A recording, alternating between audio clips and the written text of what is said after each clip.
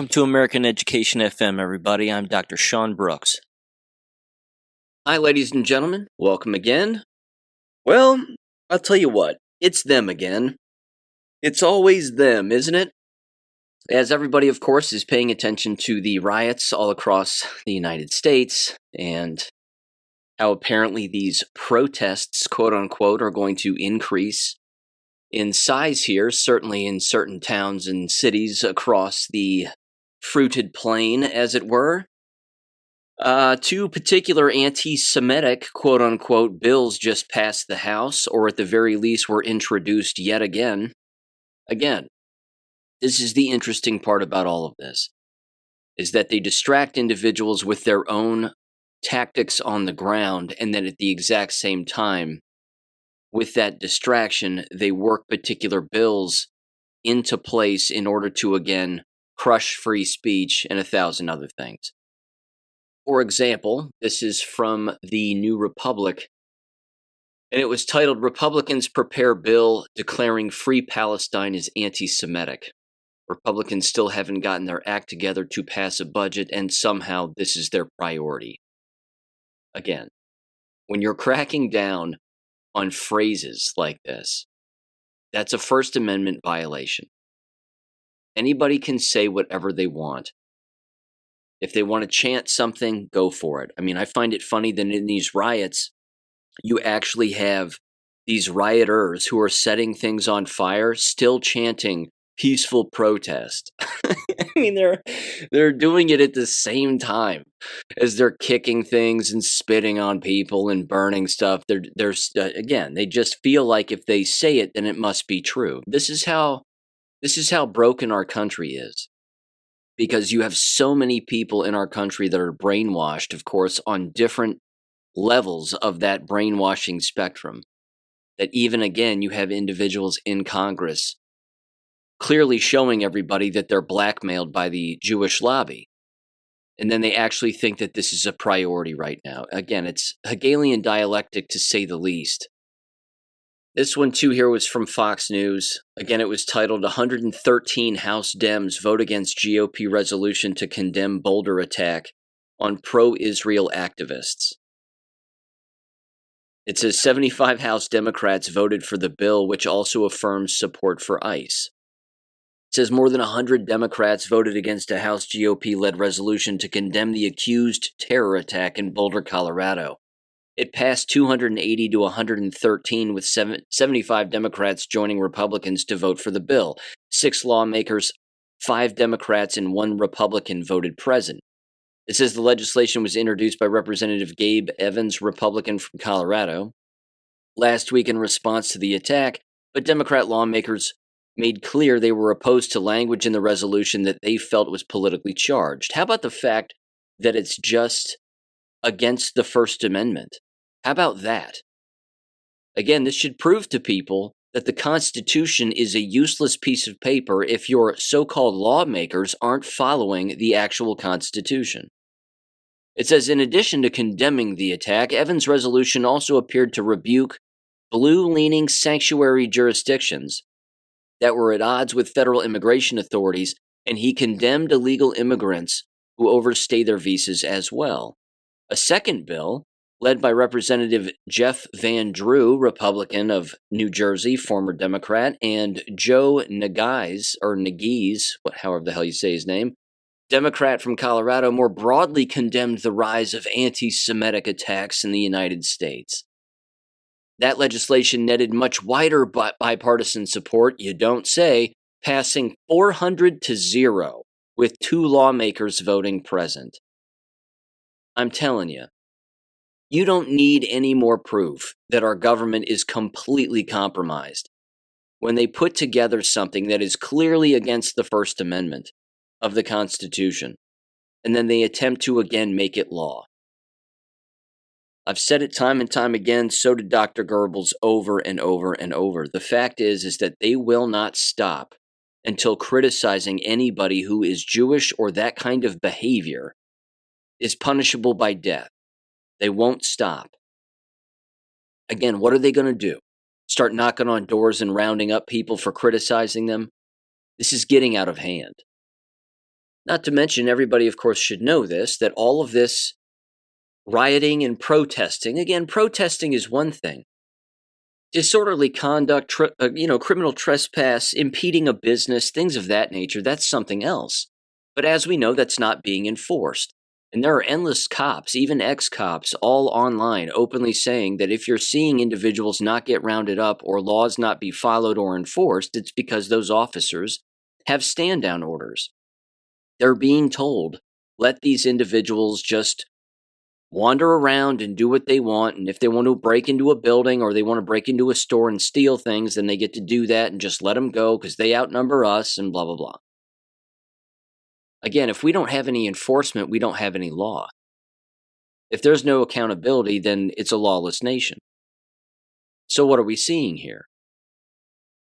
Again, I understand. I'm going to get into it here in a minute. I understand the importance of the Insurrection Act and executive orders that have been signed. And now Donald Trump has the right to do all of this. And he does, and he is, which is great. The problem is that there's still no accountability from the standpoint of arresting the individuals, again, who are funding all of this. And again, we know who's funding it. They happen to be Jewish. And of course, they created communism. I know it's a meme, and I know it's been said in a million memes, but it's the truth. That's why it's a meme, and that's why it's a meme that rings true. And again, rings loudly, is because if we don't lock these people up and hold them accountable, in particular, again, the politicians, and then following the money and arresting everybody along that chain of funding and hold them accountable for doing this, none of this will ever stop. You're talking about individuals that are openly engaging in treason and sedition to overthrow a country. That's what they're attempting to do here. Again, they're making up excuses as to why. This year, ICE raids just happen to be the flavor of the month. Again, 5 years ago, it was a fentanyl-eating, woman-beating, kidnapping black guy who swallowed a bag of fentanyl and died on the side of the street, and then they, of course, twisted that story, as we're all aware, and then they ran with the riots back then. They're always using, again, all of these lawful arrests or detainments of individuals, turning it in the media, turning it everywhere, like communists do. They lie throughout history. It's in their DNA. It's quite specifically the thing that they do. And then, of course, they end up attempting to destroy property and overthrow a government. That's what this is. So yeah, I mean, I'm not for the surveillance state, not by any stretch of the imagination. And I know that, again, a lot of people are saying, isn't it funny how people are calling for martial law against all these communists, but they're not paying attention to the surveillance state that's being built around us? Look, we can pay attention to multiple things at multiple times, and we get to agree on some things and disagree on others. I get to like some policy and not like other policy, even if it comes from a singular person or a group of people. But we're only here because there's no accountability. It's the only reason this kind of behavior is repeated. It's the only reason. Let me give you a couple of historic examples, and then I'm going to get into the specifics here again about who's funding this and all of this other stuff. And you're probably already well aware. I mean, this information is flying out so fast. The Anons online are creating this kind of information and finding and digging up this information at lightning speed. The truth, ladies and gentlemen, is ubiquitous, and it is out there for anybody to grasp. You don't even have to look that hard. I mean, it's it's right there at face value. But I want to hone in on two historic figures and two historic philosophers that matter, certainly during a time like this. First of all, you have Niccolo Machiavelli, and a book that he wrote to an Italian prince. The book is called The Prince. In this book, which I'm currently reading, and it was suggested to me by a listener of the show, they know who they are, and thank you. I ended up buying a number of copies, as it turns out, and giving one to my dad and one to another individual, and myself included, and I have a couple more.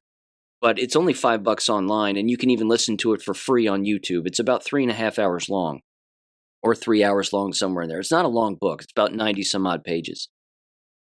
In the book, again, he's providing economic and philosophical and war advice and defense advice and nationalistic advice to the Prince of Italy at the time.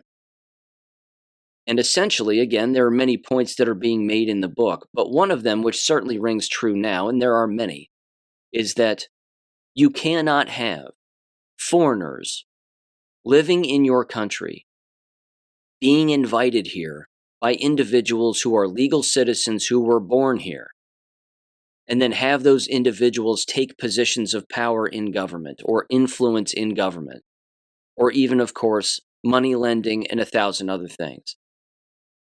Machiavelli wrote this in 1513, but it wasn't published until 1532 after his death, about 5 years after his death. And it's too bad, because it's sound advice that still again rings true today. You need strong people in strong positions who love the people of the country that they are in currently and advocate for those individuals all of the time. You don't advocate for foreigners. You just don't do it. And you certainly don't, again, invite them in, give them safe haven, a place to live, a place to work, and then a government to ultimately infiltrate and then ultimately take over. Because they will never have the interests of that country and those people who have been there. They bring their own outside influences with them every time, and they don't know anything else. They aren't interested in assimilating to the actual culture because they already have one. It's already a part of their DNA to have, again, their own homeland's culture. Very rarely do people 100% assimilate. That would be next to impossible. Again, it would be like bringing in a foreigner to again, another country that is not theirs and asking them to strip themselves of every single thing that created them. I mean, even the Dalai Lama openly said people should stay in their own countries. They shouldn't move. They shouldn't leave. They shouldn't branch out and pretend like they're a part of something else. He said the same thing about religion. If you were raised with a particular religion, you should probably keep that particular religion. All of this shape-shifting and, well, I've denounced this and now I'm this and a number of other things. Again, whether that be through outside influence or marital influence or friend influence or, again, media or whatever. You just maintain the way that you were raised, essentially. It's not to say that you can't grow or learn or, change who you are. You certainly can, and hopefully people do that for the better. But a lot of people do it, again, just to virtue signal. Well, now I'm this, and I've decided that I'm going to move here, and yes, I never used to be that thing, and I certainly never used to live over there, not in that foreign country, but now I am, and now I'm just like them. Look what's happening to London, for God's sakes. It's not English anymore. There's nothing English about it. The second individual is Friedrich Nietzsche. Very similar. Very similar in their approaches and in their philosophies, no doubt about it. But this has more to do, and even Machiavelli was right about this too, and they were, again, both similar in this regard, that if you give your enemy an inch, they hang themselves with it every time. You've heard me say that over and over again. They, of course, said the exact same thing, just in their own ways. That the quiet individual and silence in the face of, again, faux outrage and violence that is seeking to elicit a response from people actually causes those individuals to expose themselves even more. And by those people, I mean, again, the ones screaming and shouting at the top of their lungs. Because there's a psychological shift that happens in their brains where they have to rationalize their involvement in chaos. This is, again, why you have these protesters running around, burning things to the ground, and then quite literally saying out of their mouths, all in unison, peaceful protest. They're saying it out loud. And that catchphrase, again, is being uttered by all of these politicians as well, and same thing with the media individuals. These people are incapable of thinking. They're incapable of an original thought. They don't know what leadership is, which means they just follow each other right off a cliff. But they're also, again, always looking to elicit a response from their opponent. And when you don't give it to them and you back away, that's when they flip out and lose their minds. And in doing that, they expose their own guilt and their own participation even more. Again, right now, things are pretty quiet as far as the Trump administration is concerned. They're making actions and decisive actions. They're not wasting their time with words, and they're not mincing words either. They're not creating all these buzz phrases. Yeah, they're being asked questions, of course, but that's because they're in the limelight and they have to. But at the same time, look what the vast majority of Americans are doing. We're not giving any energy to the enemy.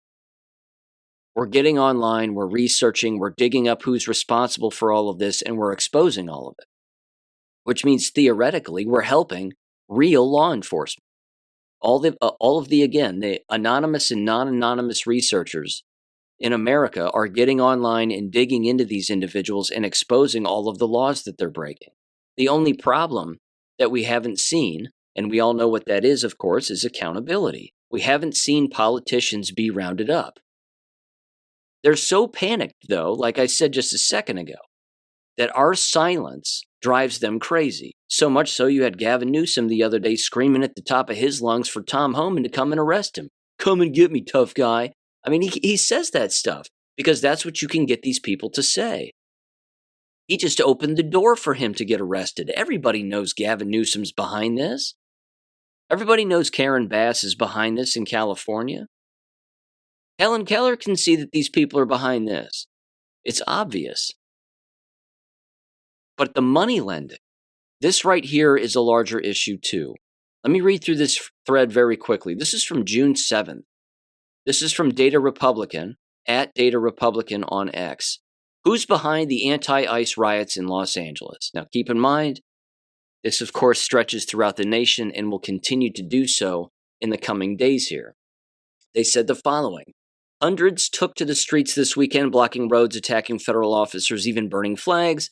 But this wasn't spontaneous outrage. This was organized, funded, coordinated, clearly. Here's a breakdown of the groups, the money, and the people pulling the strings. Patience as I assemble the thread and verify information in real time. It says a number of NGOs have been implicated in this. Foremost is Coalition for Humane Immigration Rights, or CHIRLA. And the photos of signs they show were printed by PSLWEP, Party for Socialism and Liberation. It says CHIRLA has the EIN of 954421521. Most of its private funding appears to be from DAFs, which are the hardest to trace. However, 34 million of its reported 45 million in revenue are from government grants. See, here's the fun part. Your tax dollars are paying for this. Your tax dollars are funding these riots. Only Jewish communist organizations would do such a thing because it's in their playbook. We will steal from the American people. We will launder that money right back into their own destruction, and they won't be the wiser. We'll quite literally use their own money and their own hard work and their own effort at their daily job to crush them within their own country. It goes on here. It says in their most recent year, CHIRLA jumped from 12 million to 34 million in government grants. Nice. However, this is probably from California only, 450,000 in federal grants. It says these are 2 federal grants, both completed, now moving into PSL Web. It says the group which printed the signs for protests, Party for Socialism and Liberation, is a nonprofit. They are a literal communist party. Yeah, not surprising. Finding financials is tricky, but I did find a wiki reference to Answer Coalition. Answer Coalition is mentioned on their Wikipedia page to have significant financial overlap. It is tough to find backing of their group as they do not have a nonprofit associated with them. Both claim to be funded entirely by members. They went on and found the name of the individual, a Neville Singham. They said, real nice guy, activist who became a billionaire by pushing Chinese propaganda worldwide. Jewish, again. It's not Chinese propaganda. It's Jewish communism. That's where it came from. That's where it originated. The Chinese were not communists to begin with. They were taught communism by Jews, by communist Jews. That was the whole point. Data Republican went on here and said Singham also financed the People's Forum, giving it over $20 million. All three Singham-financed organizations were also heavily involved in the Colombia protests. The SEIU-CA president got arrested. I researched SEIU's financials, but they're mostly dues back. Moving into other organizations, it appears as though the Million Voters Project was involved in promoting the project. And of course, as they highlight, they throw around the word democracy on the Million Voters Project website, MVP. Democracy can't work for us until it includes us. We live in a republic, a constitutional republic. Stop saying democracy. Even people, by the way, on our side, please stop it. Can we just stop? Don't say democracy anymore. We don't live in one and we don't want to. What you're actually seeing in California right now with rioting, that is democracy. And it's terrible. It goes on here. It says Million Voters Projects gets their funding from a variety of grants, no taxpayer funding. Oh, I highly doubt that. USAID, by the way, not to mention it's just money laundering. It says that's the end of the deep search. Overall, my guess is if we had to figure a culprit behind this, it's Neville Singham. That's the end of their thread. There was another post here about two other individuals. Both happen to be Jewish as well. Weird. Post said the following here. It says, meet two of the prime suspects for organizing and funding the LA riots. Two radical communists, Lee Greenberg and Ezra Levin. Both atheist communists. These two pathetic creatures are co-founders of the radical foundation Invisible.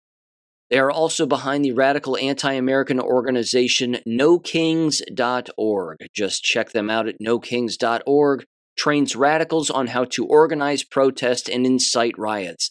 These despicable groups are well-funded through numerous organizations like USAID, other NGOs, and some Soros foundations. These communists and all who sponsor them need to be exposed. No, they should be executed.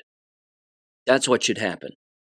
They're attempting to overthrow a government. There was a time in our country when that was an act of war, and they would be rounded up and executed. That's what has to happen here, because it's lawful to do that. Julius and Ethel Rosenberg, remember them? Executed 1953 for spying on the United States for the Soviet Union. Hello? This has to happen more often. We have to round these people up and execute them. This is not difficult. Follow the law. Not to mention, I should say this. What a perfect opportunity. In perfect Machiavellian and, again, Friedrich Nietzsche's way of thinking here, you have these individuals already exposed. They're already in the street. You already know where they are and who they are. So round them up, execute them. But you have to go after the moneylenders. You have to go after the politicians that are encouraging this and allowing this to take place. It doesn't matter if your local city council is saying something like the one in my town, which they're probably doing because they're all dirty communists too, and they're gay also. But either way, they're probably all saying, well, apparently there's some political protests that are organized and we encourage everybody to be lawful and peaceful and blah, blah, blah. It doesn't matter. They're not really the ones organizing it. This is being organized by individuals who are full-blown communists who are engaging in treason and sedition. Their counter-argument, of course, is beyond bland. And they would simply say they're exercising their First Amendment and they've already said on the record that they're not calling for violence. That doesn't matter. If I'm being funded and I'm being moved around like a pawn on a chessboard from individuals who are engaging in treason and sedition, and all I do is just change a few words in a sentence to make it sound like I'm not violent, that doesn't mean that I'm not guilty of a crime. It's the RICO statute.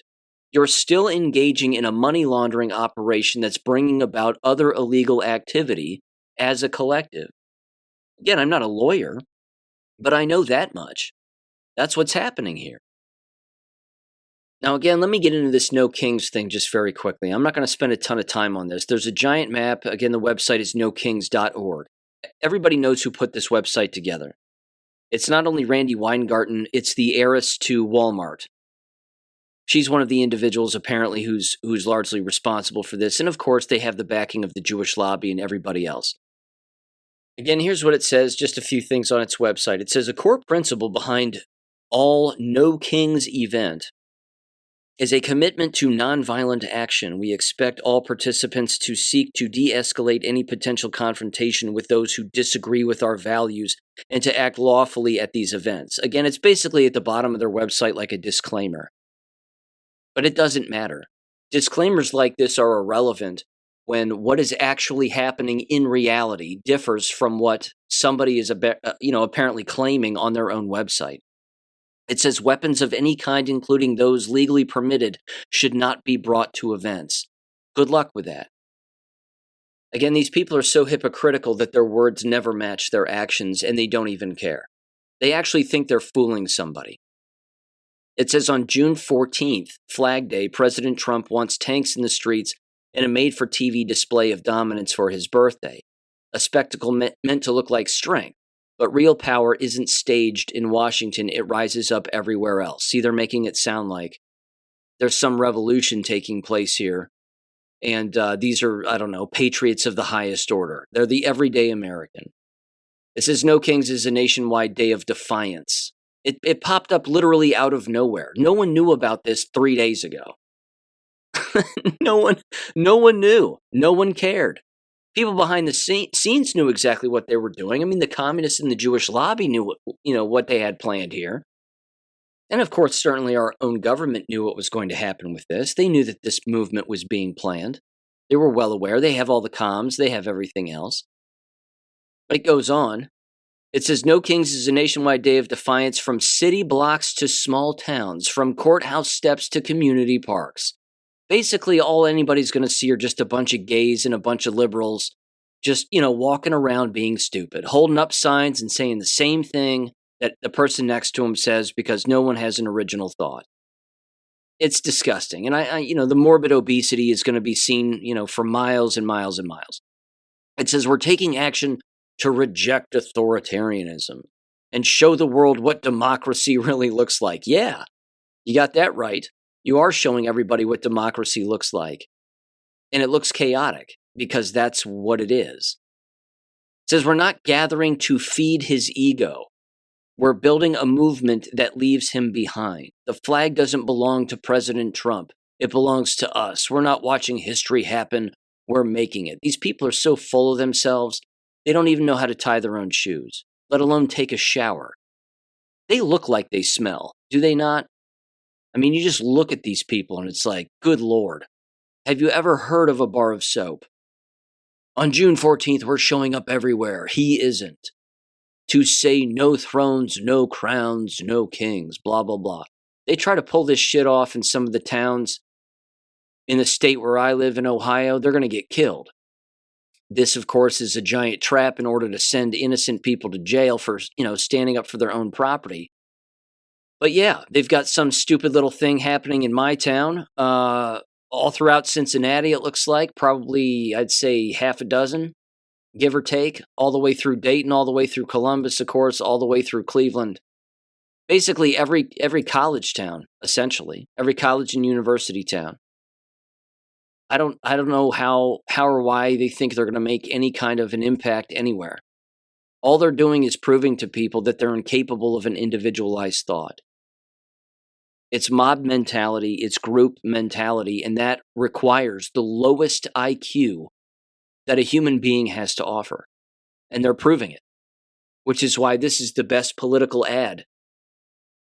All of these protests, all of these riots, all of these websites, all of this nonsense, it's the best political ad for the dumbest human beings in America.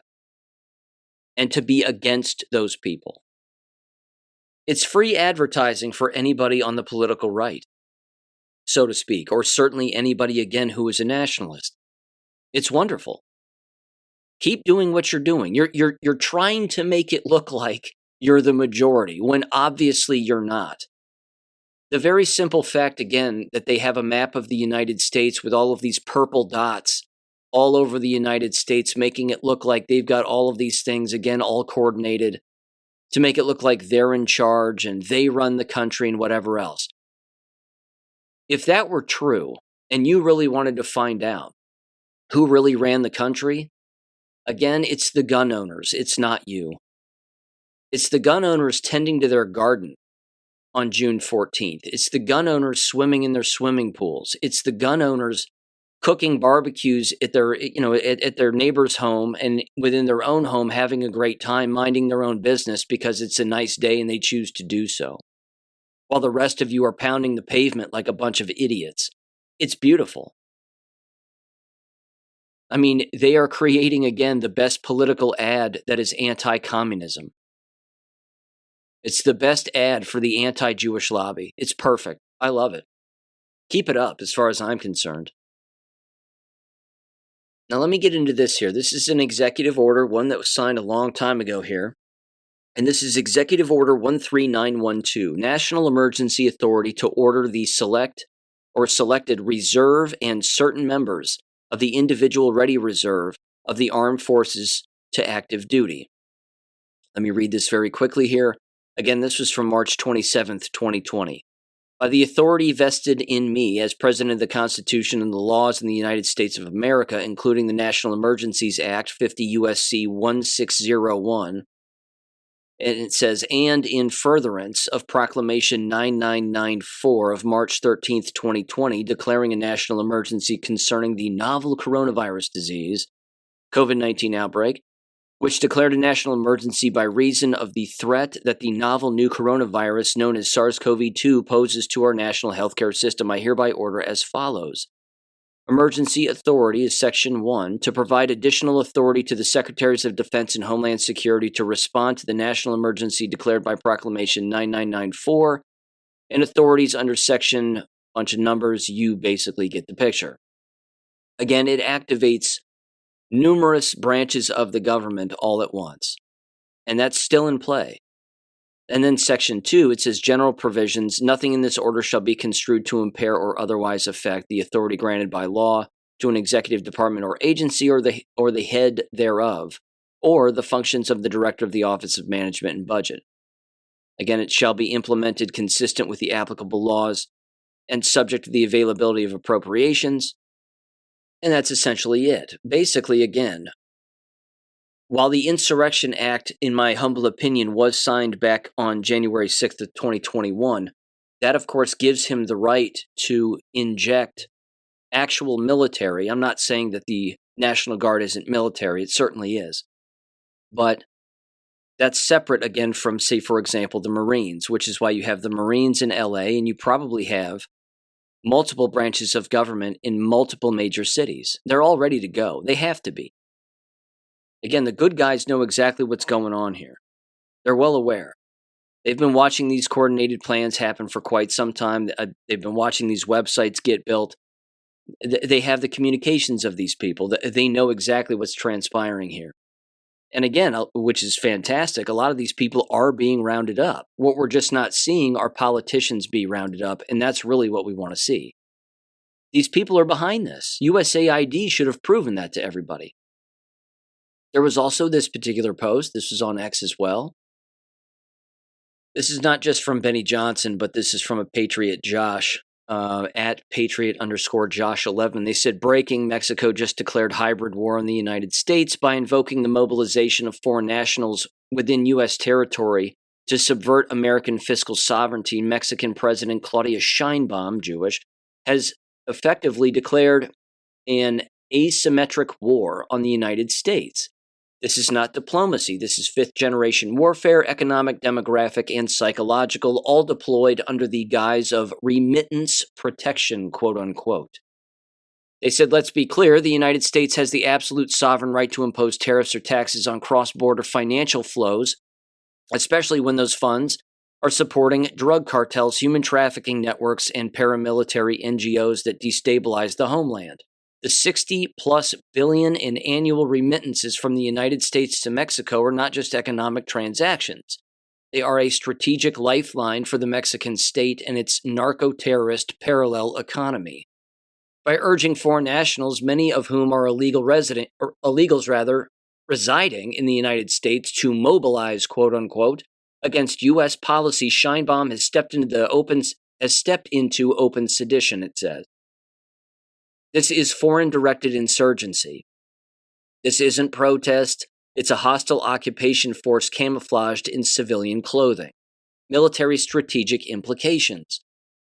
It says Claudia Sheinbaum is not acting alone. Her statement echoes the globalist Soros-linked doctrine of weaponized migration, which views U.S. borders as not as boundaries, but as soft targets.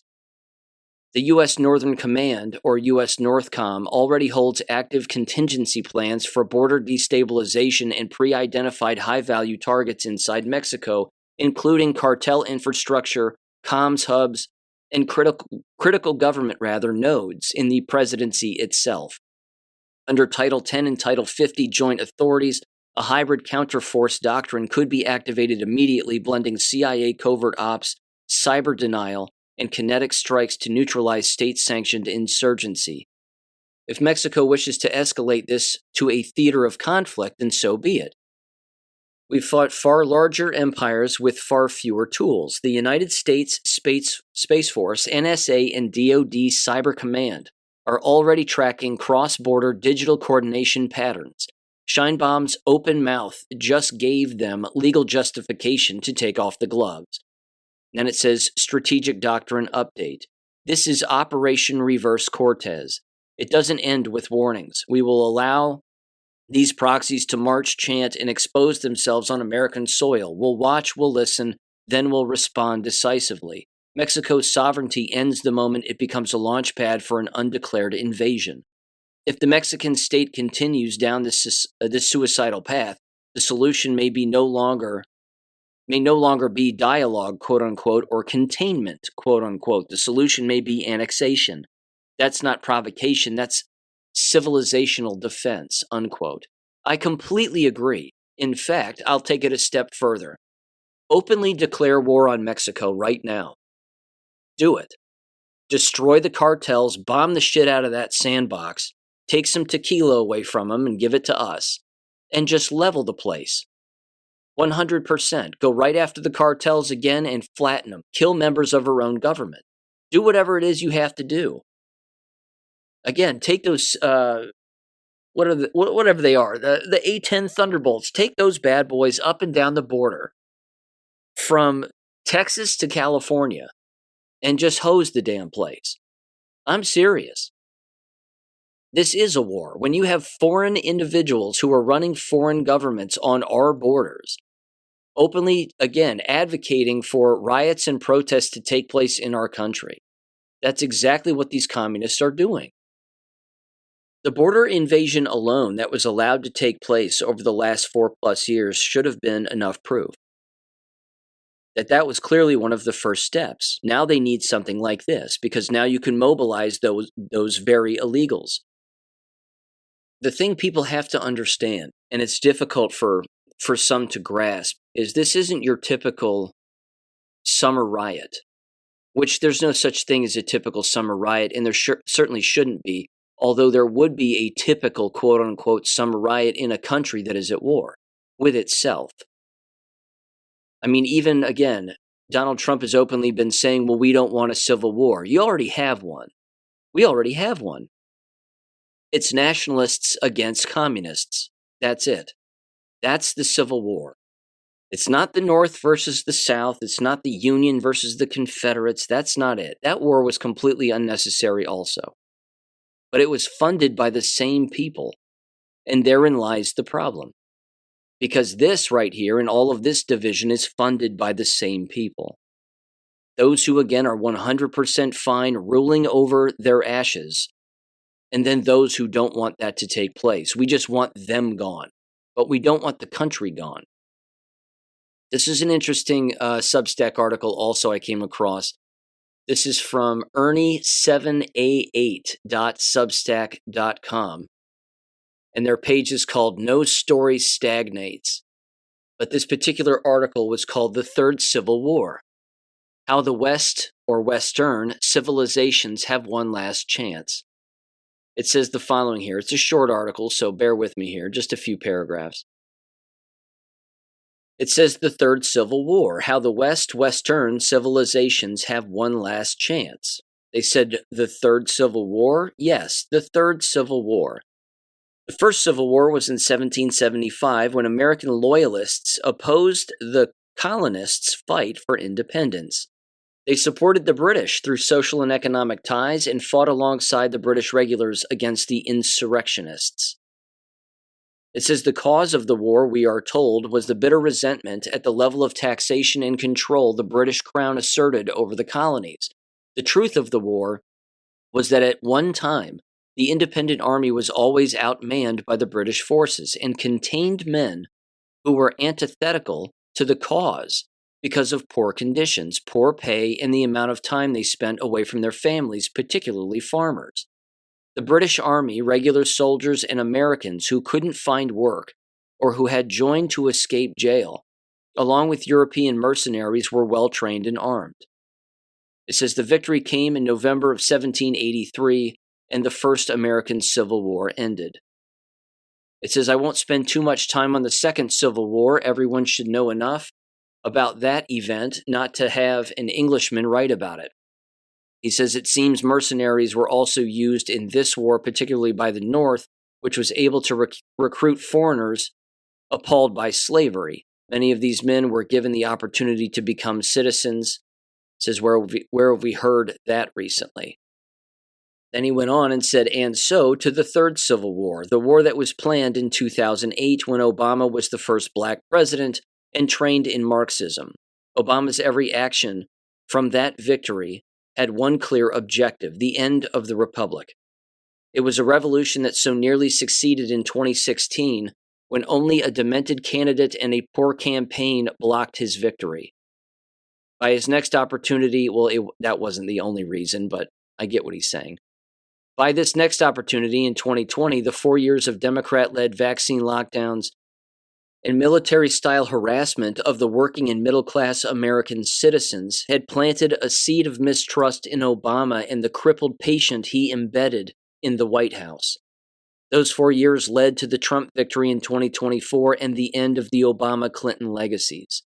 While his name will be forever remembered as the first black president, Obama lost the support of millions of black, Hispanic, Latino, Jewish, Muslim, Asian, and Native Americans with his anti-American open borders policy. The children trafficked for sex, the young teenagers for prostitution, brought patriotic Americans together, particularly the Latino and Hispanic American families. I know that the American families around Obama's open borders have talked for many years about the bodies of children found left in the desert and drowned in the rivers. Some even thought that those who died, were, in many cases, the lucky ones. He starts to wrap up here. He says, all American patriots need to support the president who won a mandate to save the republic. The Obama actions are the catalysts for the current civil war. Millions of mercenaries are now embedded on the streets and using the guerrilla tactics that the Obama regime has been training them for over the years. That's kind of true. And it's rather weak because, again, these people, they're not shooting people. There are people being shot, and the media, of course, is not reporting on any of that, but they're also stealing tennis shoes. Isn't that funny? They can't help themselves but break into a shoe store and steal a pair of Jordans. It's too good. If that's our enemy, ladies and gentlemen, they can easily be defeated. All you have to do is go to a Foot Locker and you can round them all up at once. It says, of course, none of this could be possible without the seditious actions of the rhinos who have abandoned the country to their own money laundering schemes. The tactics of putting women at the front of the riot lines with rocks freely available and setting fires in the dry bush of the interior lots around Los Angeles are in the playbook of all revolutionaries. One thing that is becoming apparent in the present chaos is how few black Americans there are at the moment. That ties in with the growing number of Black American podcasters and conservatives backing President Trump. He says, "Be prepared, my country is lost. England will not recover from the globalist takeover by the uniparty socialists and gutless Tories. We had no means to fight the destruction of our country. You patriots do, if you have the guts to use them to support the president." Well, we have the guns also. And that's when the war ends, really. It ends when people like us take to the streets and actually do the things that we are capable of doing. But this is also why we have a military, and hopefully a military that's run by good people, because we'll sit back, we'll let them handle it. But again, it wraps right back around to the original point. If they don't round up politicians in this entire mess, as a result of, again, the money laundering and the things that they've advocated for and the phone calls that they've been making and everything else, and they have to have their communications.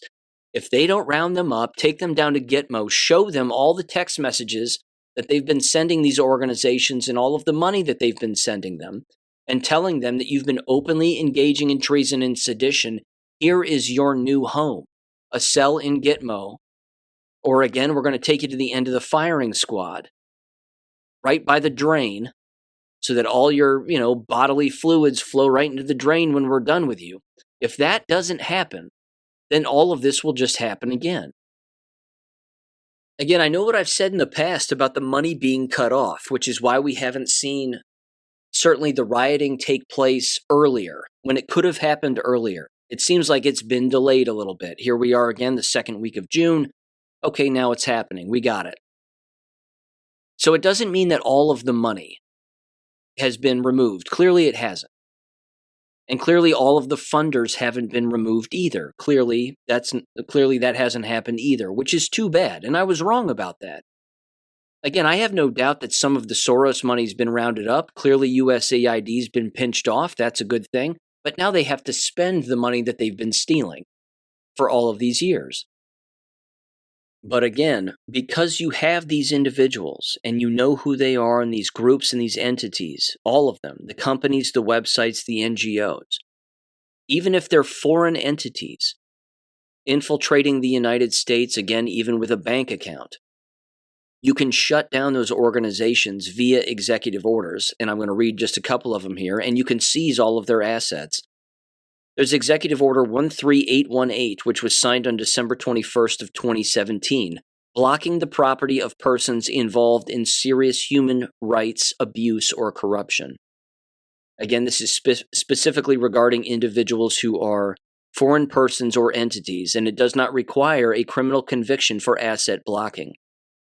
You also have Executive Order 13224, which was signed on September 23rd of 2001, blocking property and prohibiting transactions with persons who commit, threaten to commit, or support terrorism. Of course, that's post 9/11.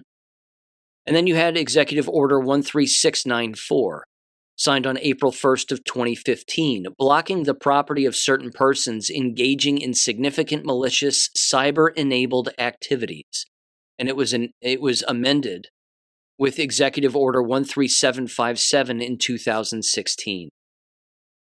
Again, targets individuals or entities engaging in specific malicious cyber activities that threaten national security, foreign policy, or economic stability. Isn't that exactly what's taking place here? Arrest these funders of all of this, take all of their money, all of their ownings, all of their property, and keep it. Melt it down, do whatever you have to do, but imprison these individuals or execute them and take everything that they have. That's how you fix this once and for all. And I said it earlier, again, there's no better time, because if people are worried that people are going to be rioting and be out in the streets because those individuals would be rounded up and executed, and again have their assets taken away and so on and so on, well, they're already out in the streets. You're not flushing them out. They're already out there. So if they start rioting, what are they going to do? Riot a little bit more? That gives these individuals, and certainly the military, I should say, the right to, aim and shoot and do what they need to do. It's for the great unwashed. Listen, all of these riots and this pavement pounding, it's just for the great unwashed. They have no problem, again, being unclean, living in squalor, and doing whatever it is that they want to do. And again, burning down their own communities. They have absolutely no problem with it. This is their mentality. It's for the lowest IQ'd individuals that exist on the face of the planet. I'm not saying, again, it should be allowed rather, because it's illegal. But again, finish the job. Get it over with. Go after every single moneylender. Go after all of these organizers. If anonymous Americans are posting this online and the government, again, knows of these people, it couldn't be more obvious who's responsible for all this. Round them up. Just round them up. Get it over with. All right, let me move on to this here. Just one education story, well, kind of two, and then it slides right into a few jab-related things, which I find rather interesting. Just very quickly, this was sent my way, and this is a double-edged sword. There's no doubt about this. A bit concerning, I think, too. This is from WLWT Channel 5 out of Cincinnati. It says, Ohio State students to incorporate artificial intelligence in every major. It says, beginning this fall, every Ohio State University student will be asked to use artificial intelligence in the classrooms. The effort for students to use AI more in their studies comes as part of the university's AI Fluency Initiative, which is designed to embed AI into the undergraduate curriculum. It says the program will prioritize Ohio State's incoming freshman class.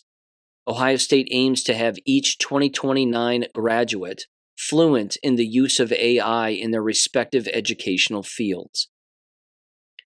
See, that line right there for me is a bit dangerous, but it's also stereotypical. Is, like I've said in previous episodes, the education field will not use artificial intelligence, and those learning to be so-called educators, which is already a failing business with the least amount of participation probably among any major that exists in college, certainly one that is on a career path. There is no way they're going to use artificial intelligence when it comes to learning how to manage the business better. Why? Because that will create a civil war within the actual business. When you have students who are using AI in teacher education programs, and then they get a job, and then they show up in their building, and they start to say, why are we changing things all the time? Why are we doing this? Is this a good idea? They'll ask AI systems that very question, and those AI systems will pump back an answer that says, nope, this is a terrible idea. Sounds like your school district is filled with morons. The problem with that, then, is that those very individuals who are brand new teachers will basically start to voice their opinions to their own bosses, and then before you know it, they'll get fired. So it's not designed to actually retain anybody.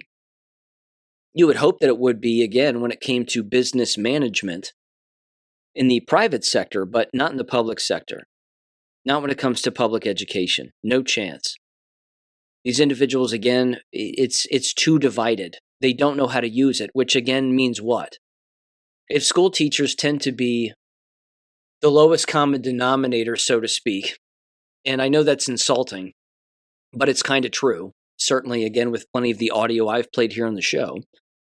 The fact is that they're going to use an AI system for the lowest common denominator reason, which, as I've said in the past, is to build a lesson. They're 100% fine being lazy, and then all they'll have to do is just, again, build a lesson using AI. This is the grade I teach. This is the amount of time that I have to teach it. Here's a particular subject that I'm teaching at the current time. Give me a lesson on this particular topic that would be interesting for this age range of students. And then it'll spit something out with websites and resources and the whole thing. That's how it'll get used among school teachers. But that's not really how it's intended to be used. It's intended to be used as a lawyer to some extent, to cover yourself legally, to protect yourself, to again learn about the law, but also how to help manage a business, manage an entire multi-million-dollar corporation. Keeping in mind that AI, again, you would hope, is just an advanced search engine, and that all it's, again, doing is pulling in multiple books and multiple articles on how to best run a particular business. But the education business is not interested in this. And if Ohio State actually believes that incorporating artificial intelligence into every single major, and then all of those majors can use it any way that they want, that isn't any different than, for example, every single major within a university setting incorporating a computer like they did back in the 90s or 80s and saying, well, just use it any way that you want or tailor it to your own needs within your own major. They'll do that, but it's not going to increase the intelligence of any particular major over another. I mean, by and large, I'll take Miami University, for example. Miami University is a business school, always has been. It's largely a business school. Business, marketing, engineering, things of that nature. If this school, for example, Miami University, took, again, this AI approach, which they may be doing, it doesn't mean you're going to get increased enrollment in programs or courses of study that don't have high enrollment. So it's not going to increase the viability of the program by implementing artificial intelligence as a teaching tool, or again, making the students more literate on how to use artificial intelligence. I would go so far as to say that when it comes to technological skills, many youth and certainly college-age students are far more well-versed in it than the adults. Which means who's really doing the teaching and who's really doing the instructing and who's really doing the learning? Is it the professors or is it the students themselves? I'm not saying there aren't outliers. There are probably plenty of professors who know exactly what they're doing, and I'm certain that some of them are conservatives. But if the introduction of AI as an instructional tool, or even, again, not even as an instructional tool, but as a learning tool, is being used to basically communize either learning or instruction, that's a bad idea. It's just a bad idea. Because, again, unfortunately, it takes out individuality. It takes out individual personality. And in instruction, that can help. I mean, if a person is a jerk and they're a terrible instructor, artificial intelligence isn't going to fix their problem. Their problem is their DNA. Their problem is their personality. That's the issue. Doesn't matter what kind of instruction they bring to the table. If they're an idiot or they're a jerk, then that's, you can't fix that. You can't fix that with a computer. Because that person isn't going to ask the AI system, hey, why do my students not like me? Am I a jerk? Am I an idiot? They're not even going to think to ask that question to get that ball rolling in an AI system. So again, I mean, it can be used productively and strategically, certainly when it comes to holding certain individuals accountable or government accountable from a legal standpoint, as I've said before. This is how I view and how I utilize personally AI systems. But I don't think to use it necessarily as an instructional tool. Because frankly, if it becomes an instructional tool, why even attend a brick and mortar school, as I've said before? The very adoption of these programs happens to be these universities' downfall and will be their downfall because they're actually advocating for individualized learning on an individual basis to get people away from group mentality and mob mentality and all of this teamwork and collaboration and all these other buzzwords that they've used for a very long time. They're actually moving further and further away from it the more that they isolate the individual to actually do the investigation and the exploring on their own. That's the double-edged sword about this. That's the catch-22. They're screwed one way or another. So yeah, if Ohio State University wants to implement this, I say go for it because it'll be your downfall. Of that, I'm fine with it. The problem is, again, is how many people does it brainwash along the way into not thinking as an individual and just relying on a computer to provide them predetermined answers? Or even, again, straight up plagiarize an entire paper or an entire article, or like I've said in the past, write an entire book for you without even having to think about it. So that's the communistic aspect about AI that I do not like and I find remarkably dangerous, but I don't think I'm alone in that regard. Okay, Three jab-related things very quickly. First of all, the FBI has arrested another University of Michigan scholar from China for smuggling pathogens. Shouldn't shock anybody. The problem here is they need to start going after university administrators. Which university administrators are tied to these foreign nationals who are allowing, again, these individuals, these foreigners, to come in here with all kinds of different poisons and work in their labs and do all of this? Are we arresting the actual American-based professors or administrators at these colleges and universities, or are we just going after a singular student? Seems rather suspicious, but that's just my 2 cents. Also this is from the Defender, Children's Health Defense. FDA approved hundreds of drugs with no evidence they work. Again, if someone needs a headline for depopulation and proving that depopulation is a real thing, well, I think that headline right there should do it. It says a 2-year investigation by The Lever found that the FDA approved hundreds of drugs over the last several decades with little to no evidence that they work. The investigation found that many of the approved drugs that provided no benefit were allowed to stay on the market despite evidence that they cause serious harm. Let me give you one specifically. Cough suppressants. I've brought that up before. Liquid cough suppressants. Almost all of them don't work. They've been proven to not work. Mucinex, Delsum, a lot of these, again, over-the-counter liquid cough suppressants, they're all fraudulent. It's just straight poison. Anti-cancer drugs as well, too. Again, it's a bunch of different drugs. There's almost too many to list. Vaccinations as well. The list is endless here. And finally, speaking of vaccination, there's this interesting number also. This is from the Associated Press and numerous other outlets as well. But it says RFK Jr. ousts entire CDC Vaccine Advisory Committee. Guess how many people were on the advisory committee? 17. Interesting number. Major physicians, it says from the Associated Press here, and public health groups criticized the move to oust all 17 members of the Advisory Committee on Immunization Practices. Health Secretary Kennedy on Monday removed every member of the scientific committee that advises the Centers for Disease Control and Prevention on how to use vaccines and pledged to replace them with his own picks. Excellent. Excellent. I don't care how he got rid of them. I'm just glad they're gone. Start fresh. Start with new people.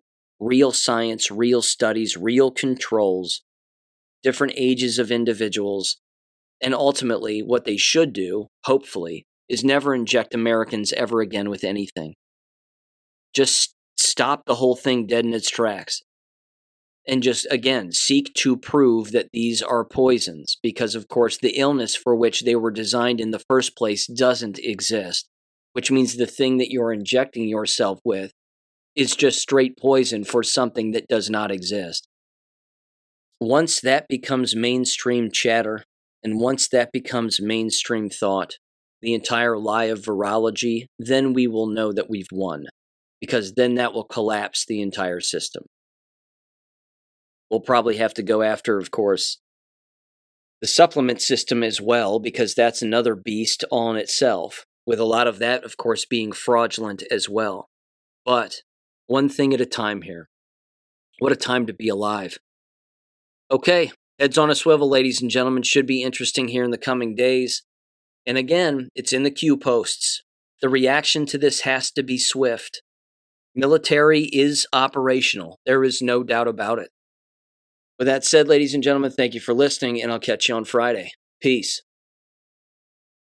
Thank you for listening to American Education FM. Make sure and check out AmericanEducationFM.com for more information. Take care and God bless.